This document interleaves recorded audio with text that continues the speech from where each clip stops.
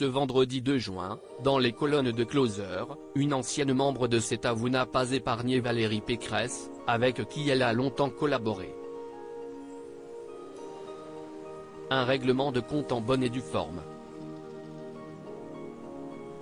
Décidément, Valérie Pécresse a le don pour se mettre dans de beaux draps. Après une défaite retentissante lors de la dernière élection présidentielle, où elle n'avait même pas obtenu 5% des suffrages, l'ancienne candidate des Républicains avait lancé un appel aux dons, affirmant s'être endettée personnellement à hauteur de 5 millions d'euros. Visée par une enquête pour détournement de fonds publics à la suite d'un signalement, la femme politique a également dû gérer une autre polémique complètement improbable.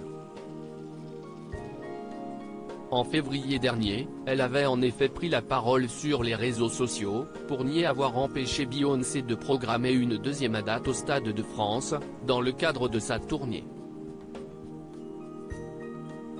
Que de péripéties donc pour Valérie Pécresse, qui doit cette fois-ci faire face aux révélations de Babette de Rosière, auteure d'un livre intitulé La face cachée de la politique en Île-de-France.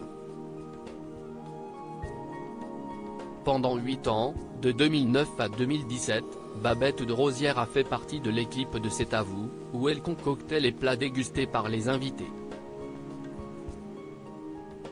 Mais la chef de 76 ans a également officié en tant que conseillère régionale en Île-de-France, travaillant aux côtés de Valérie Pécresse.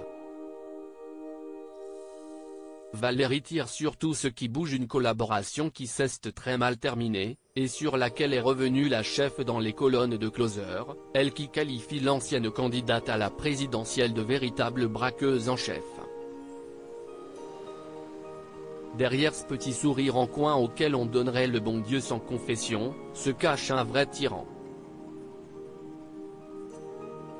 Valérie tire sur tout ce qui bouge.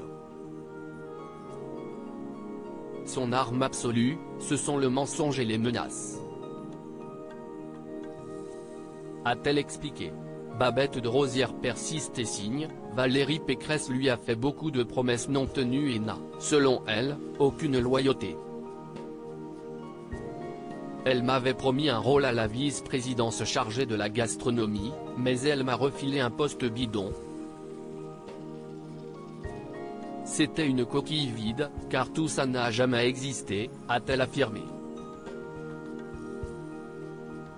Alors que Babette de Rosière a confié à nos confrères qu'une réconciliation avec Valérie Pécresse était impossible, la présidente de la région Île-de-France, contactée par Closer, n'a quant à elle pas souhaité répondre aux accusations de son ancienne collaboratrice.